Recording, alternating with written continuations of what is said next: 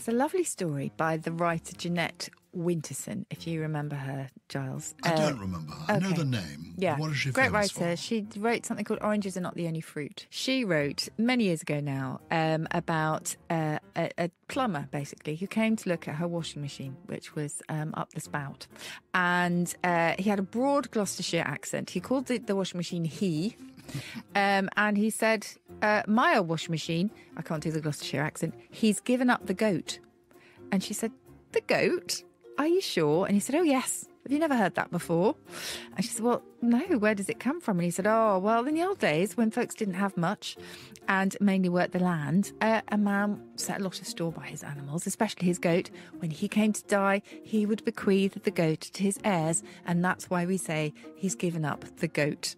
And I remember chuckling about this because not only did he slightly mangle the expression, but he had a whole rationale for why it was given up the goat and not, of course, the standard given up the ghost. But I think his story is more credible. Well, it's certainly a lot more colourful. Given up the goat. I love that. So we've mentioned oranges are not the only fruit, but we haven't mentioned the title of our podcast. This is Susie Dent, and I'm talking with Giles Brandreth, and our podcast is called Something Rhymes with Purple. And it does. It does. Today, we are talking about slip-ups. So the inadvertent slip-ups that we all make, let's face it, when we're talking, when we're writing, but including those that actually eventually enter the language as the standard, believe it or not. And what do you call these? Eggcorns. I've never heard of egg. I know there's a place called Headcorn, which I think is either in Sussex or Kent. Okay. I've been to Headcorn. Eggcorn. Eggcorn. Now, an eggcorn. Okay. Eggcorn was the term that was given for this phenomenon by two American linguists. And it was based on an overhearing. Basically, when you're a linguist, you need to eavesdrop a lot.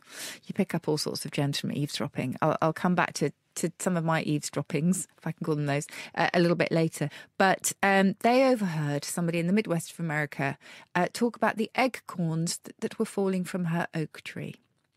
And obviously she meant acorns, but she had grown up knowing them as eggcorns because she'd misheard it slightly, or maybe her parents had misheard it. Who knew? And they look a little bit like eggs, don't they? Exactly. It's logical. They look exactly like mini eggs. And I loved that. And obviously they loved it too. So they gave these kind of mishearings, logical mishearings, if you like, that are not based on illiteracy or just stupidity. They're simple mishearings. And there are so many of them in English. And actually, when we start talking about them, I would place a bet that some of our listeners will have actually used exactly these mishearings before. So it's like Chinese whispers. You get it slightly wrong. And then you repeat it. But in a way that makes sense. So, for example, like a bowl in a china shop. Oh. Sort of makes sense, although the kind of meaning of the expression doesn't make sense. Like a bowl in a china shop. I mean, that's what you expect in a china shop, isn't it, a bowl? Exactly. So there's kind of logic there, although it doesn't really convey the kind of thrashing around like a bull. Involving another animal, I love this one. Just starting something right from the get-go. Oh, as opposed to get-go. Yeah, I just like that one. Thanks to Twitter, primarily, we're talking about things that are trending towards rather than tending towards. Oh, that's and then it becomes part of the language, action. isn't it? Yes. That is language change in action.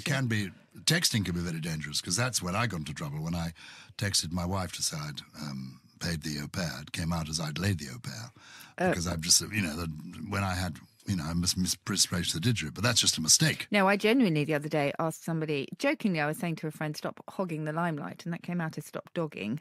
Oh, please. Which was well, that not is. Good, but it's very easy to do. Yes, my daughter sent me a text, saying that she was expected. I'm expected. It came out as I'm expecting. Because the predictive text did that and you shouldn't check it. You can do things too quickly.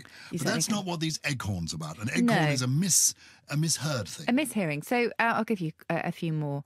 Growing like top seed. Now, that is totally understandable because who knows what the original expression is these days? You do? Growing like Topsy. It's based on a novel. Okay. A Victorian novel, in which there was a character called Topsy and who grew and grew and grew.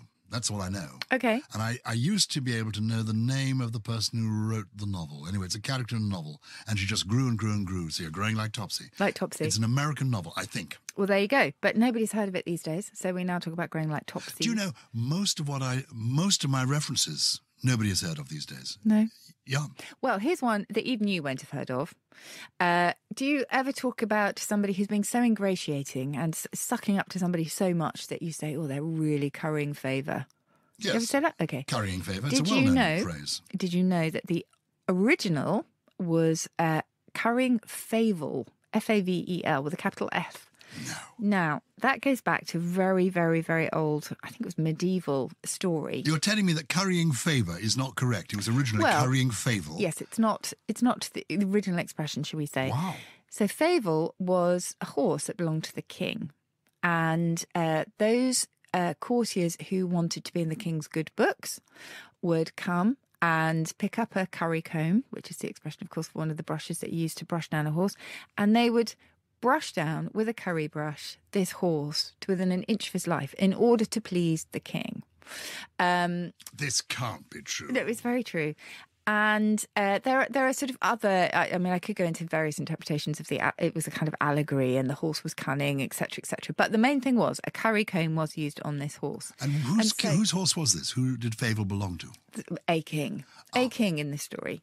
And that was the whole point, because they wanted to be on the side of the king, and the king would be most pleased if his horse's coat was shining and looking as soft as satin. It's a lovely story. So a curry comb was taken to this horse Favel, and then eventually people were like, Favel? Who's Favel? It didn't make sense, but favour made perfect sense. But to this day, we still talk about currying favour when currying actually doesn't really make much sense at all. But that is where it comes from. I think it's amazing. I want to find out who owned Favel. It's a most unusual name for a horse, or was it Favel a well-known name? I don't know, actually. But all I know was a king. I don't think it was any specific king. Now, there's another mishearing, another eggcorn involving horses, actually, which is putting the cat before the horse. Oh, instead of putting the cart before the horse? Yes. Sort of makes sense. The chickens are coming home to roast. You might be going at it like hammer and thongs. Oh, that's amusing. Going at it like hammer and thongs. And I'll give you another final one. And again, this sort of makes sense. A parting of the waves. Again? I think we've come to a parting of the waves. Some of these are, do you think they're invented, or do you think they're... No, these are legitimate overhearings. I have actually seen things written down, so or actually overheard them. I talked about eavesdropping earlier. So, for example, I have heard Luke Cubicles are very, very good. If you happen to have a little black book with you and you're a linguist, very good for overhearing funny things, and then you can write them down.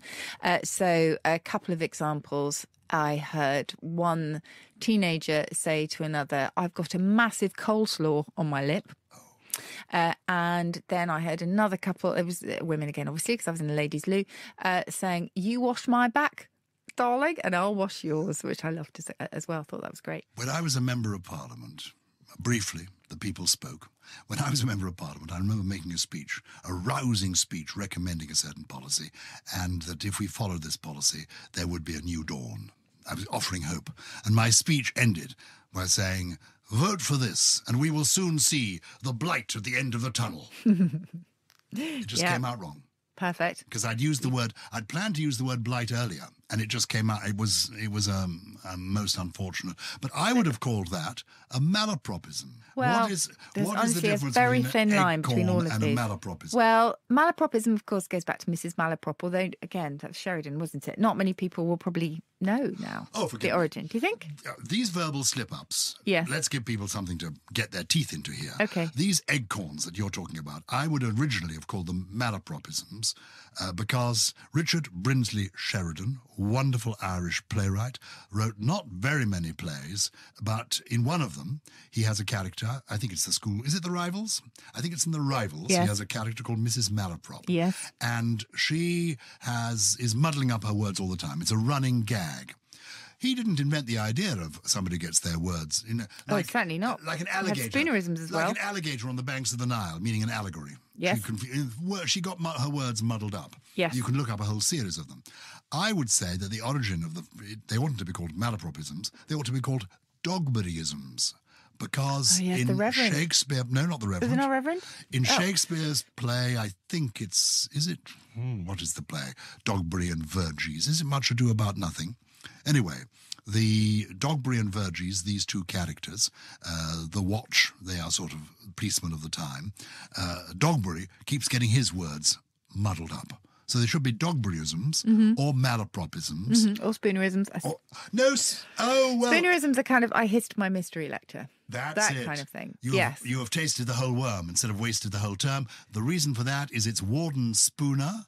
Anyway, Warden Spooner was the person who, and that's why it's called a spoonerism. Misheard song lyric is called a mondegreen. You've got spoonerisms, eggcorns, malapropisms. They're sort of all fairly close, I have to say. Yeah, I mean, eggcorns tend to be replacing an unfamiliar word or an obscure word with a more common or modern word. But, sometimes they don't make sense, like right from the get-go. So you could argue that they are malapropisms. And then there's malaphors, which is a kind of new kid on the block, at least when it comes to the term, a malaphor. Now, a malaphor is a cross between a metaphor and a malapropism. Hold on, what is a metaphor? A metaphor is a figure of speech that I'm going to give you the exact definition of it now, given that I'm sitting in front of the dictionary. Figure of speech in which a word or phrase is applied to an object or action to which it is not literally applicable. In other words, it's something regarded as representative or symbolic of something else. Can you give me an example? Gosh. I wandered lonely as a cloud. Yes, that's a simile. Because I was like that. So a metaphor is... Oh, gosh. Look up metaphor and see if we can give a fun, good example of a metaphor. Okay. I'm as hungry as a horse. That's a curtain of night. A curtain of night descended. Yes, upon us. Very good. That's a metaphor. But I mean, poetry is full of metaphors. Okay. Anyway, so malaphor is something like, it's produced some hilarious examples. And again, the reason I love these is that they sound plausible. And it's only when you stop or somebody stops you that you think, oh yeah, I haven't got that quite right. So for example, it's not rocket surgery. Oh, that's brilliant. That's mixing up, obviously, brain surgery and rocket science, which I absolutely love. There is, well, I've talked about when the cows come... I haven't. When the cows come home to roost. I talked about the chickens coming home to roast. When the cows come home to roost, I'll burn that bridge when I get to it. Now, how plausible does that sound? If somebody said that to me, I'm not sure I would immediately trip over it.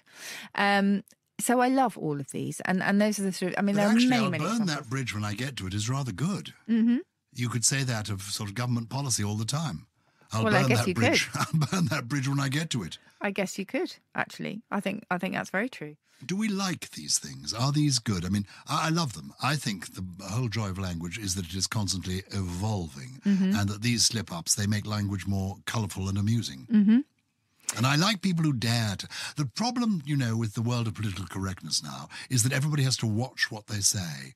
And you've got to almost censor yourself before you speak. So people are not using perhaps language as richly as they might because they're fearful of getting it wrong and making a fool of themselves, or wrong and inadvertently saying something that might be considered offensive. Yeah, I think that's true. I think in schools these days, certainly in Britain, there is a definite drive to let children express themselves without fear of tripping up. So I think that's hugely important. They use lots of euphemisms for tripping up, like falling forward and that kind of thing. But yes, be brave, be bold, be strong. If you do trip up, who knows? It might become part of the language in future years. I think what we always say, don't we, Giles, is that the key thing is clear communication. So if you're doing anything that impedes communication, then you have to watch your step. But actually, wordplay has been part and parcel of some of our greatest literature. Think of Shakespeare, since time immemorial. So playing around with words, enjoying them, relishing them, I think is really key. And these aren't too much of a step aside from that enjoyment of wordplay, except often it's inadvertent. We're not going to impede the wordplay, but we're going to pause during it for a little break.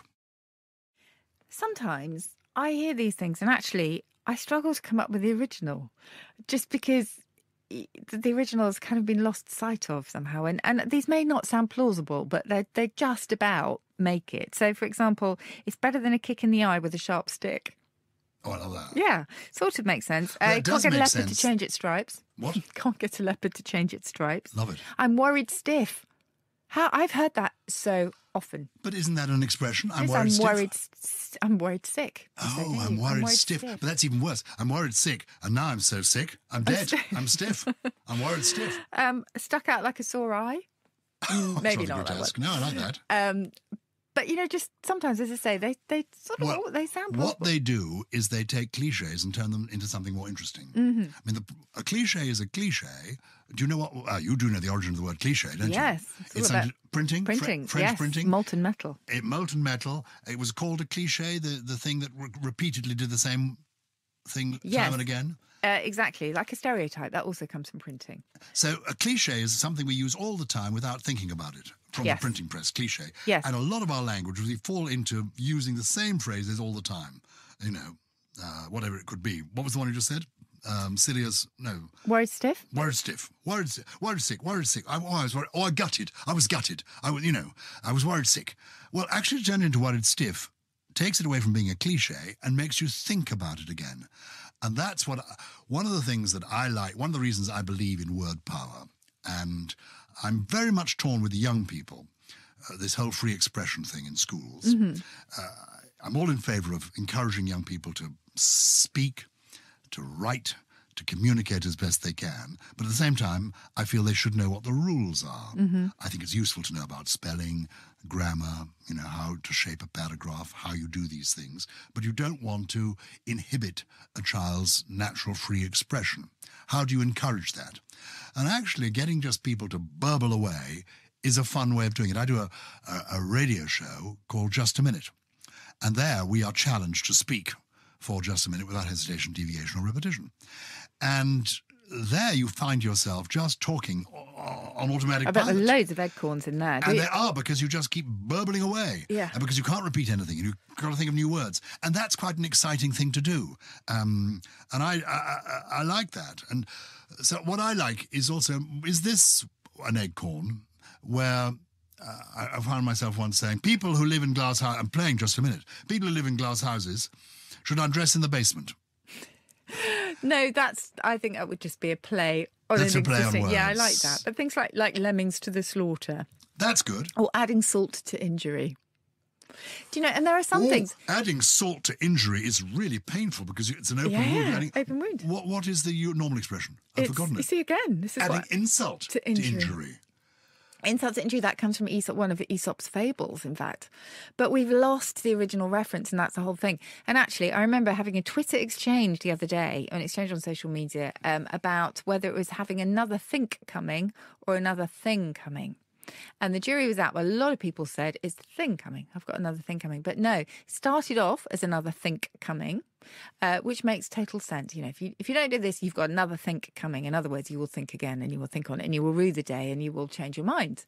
It's so funny. You use expressions all the time you don't think about. You said if the jury is out, assuming everybody knows what a jury is. The jury is out means that people haven't decided yet. Yeah. So the jury has left the courtroom and is in that little room trying to decide what the verdict should be. Yeah, we don't really explore the metaphors very often. But anyway, just go to another think coming. That was the original. But within 10 years, according to the Oxford English Dictionary, people had started to mishear it. So now, if you looked at Oxford's wonderful dictionary databases, you will find they are neck and neck, another think coming and another thing coming. And there is no correct one because the non-standard may replace the standard over time. Maybe it should be nick and neck. I rather like that. I've invented one now. Neck and neck. How interesting. So I've got it's honing in and homing in. That's another correct. one. Homing in. Homing but in. people think as of in honing a pigeon, blade. Or what is the origin Well, just of like a sort of you're homing in target. on something. If you think about you're going a gun, into the home place. Homing in on its target. Or you're honing in, as in honing. Because it makes sense. Pointing something in the right direction. But yeah, all these sort of vague mishearings or misunderstandings, or you might not even call them that actually, but you can see how these alternative interpretations come about, like giving up the goat. Trouble with being a linguist and lexicographer is that everyone expects you to speak perfectly without any eggcorns or malaphors or malapropisms, and that actually couldn't be further from the truth because I'm always slipping up.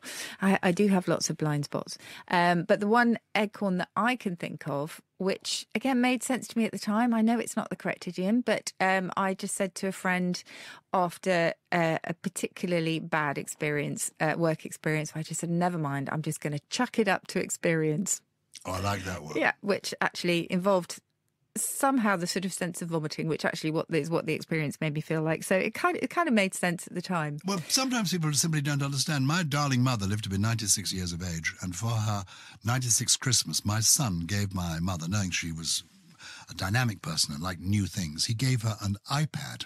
to a 96-year-old lady who she was delighted to get this iPad, excited to get this iPad. She had no idea what it was. She knew it was called an iPad. She thought, this is for real, that it was an electronic incontinence pad. No, genuinely. Because if you didn't I for incontinence. what would you know? What is the I for in iPad? Good point. What is the I don't for know, in iPad? But I'd hate to think what she did with it. Well, she did, and then she died with a smile on her face on Boxing Day. You're sipping your cup of coffee there. That reminds me of another eavesdropping, which was in a coffee queue, another good place apart from Lou's for tuning in to people's kind of linguistic transgressions. And that was a lovely one. Actually, two I can think of now, two in the coffee queue. One was a woman who was very, very cross with a work colleague, clearly, and was just having a right go. And finally turned to her friend and said, but his attitude is the whole crotch of the matter, which I loved. That made me laugh a lot. And then, not on the same day, there was another person. You know how people tend to be kind of over-exuberant, so sort of linguistic inflation, you just say, oh, you're a hero, when somebody's just, put your coat on for you or something. It was one woman saying to another who'd bought her a cappuccino. She put the cappuccino on the table and her friend said, oh, thank you, I'm internally grateful. Oh, that's lovely. Again, made sense. Yeah. Made sense. The best one, though, was applied to me, and actually I rather enjoyed this one. It was one man passing on a compliment to me, turned to his friend and he said, I told you, she's a minefield of information. I really like that one. My grandson came back and said somebody had kicked him in the goalies. In the goalies? In the goalies. Well, kids come up with these things because he came back from football. And he'd obviously overheard that expression, and there was a touch of the acorns there, but I rather liked it. I love it. And to this day, my youngest, who loves a good game of football, talks about the team Huddersfield. Huddersfield. I love that. They're all in a huddle. Time for the trio, please. Time for my trio. Okay. If you're new to this, these are 3 words, real words, genuine words that do exist, not invented by Susie, that we think... Well, we want to try and get them into our vocabulary. Yes, I would just say not necessarily in all dictionaries. Some of them are very old. Some of them are not used enough, sadly, to sort of deserve inclusion in the dictionary. We must do a podcast on how words get into the dictionary. Yes, I'm always being asked that one. How it happens. Okay, the first one is quite beautiful, I think. It is petrichor. Petrichor. Petrichor. Petrichor. Petrichor. Anything to do with a Petri dish? Anything to do with the Petri? Is it some kind of a bird in a Petri? No. Yes, sort of. You've got the kind of the stone bits. It's related to petrified. The original, we still actually retain this sense sometimes. To be petrified is to be turned into stone. Really, of course, fear. St. Peter. Being the stone, the rock on which the church is built is St. Peter. There you go. All linked. Petrichor. Petrichor is that beautiful earthy smell that occurs when rain falls on dry soil. So during the summer, after a long period of hot weather, you get a sudden rainfall after a long dry period and you will breathe in the scent of petrichor, which I love. I love that. Is that your favourite scent? No, basil is my favourite scent, or freshly cut grass, I would say. I think newly mown grass. Yeah. You can't do better than that. Actually, fresh bread. Oh, yes, that's good too. Outside a bakery. Very fresh good. bread. Shall I tell you where it comes from, petrichor? Because Yes. it's quite beautiful. Well, we talked about petra meaning stone, but ichor, so from the Greek, is the fluid that flowed in the veins of the gods in Greek mythology. So that's how beautiful the scent is. Isn't that gorgeous? Love that. I love it, petrichor. Petrichor. Okay. Is OK another of your words? No, my second one. Though we will be doing a whole podcast on the origin of OK, so controversial, never been quite worked out. What's your second one? Well, we are all being encouraged these days, quite rightly, to use our own coffee cups. Rather than use the sort of the plastic ones that are provided by coffee stores, purely because those ones aren't recyclable. However, the cardboard sleeves that come with your coffee cup are indeed recyclable, so they're not too bad. Yeah, they're not so ecologically damaging. Exactly. But did you know that there was a word for that sleeve? The cardboard sleeve around your coffee cup, what's it called? It is a zarf. Oh. Z-A-R-F. Yes. And zarf, is that a word from your beloved German in origin? Sounds like it, doesn't it?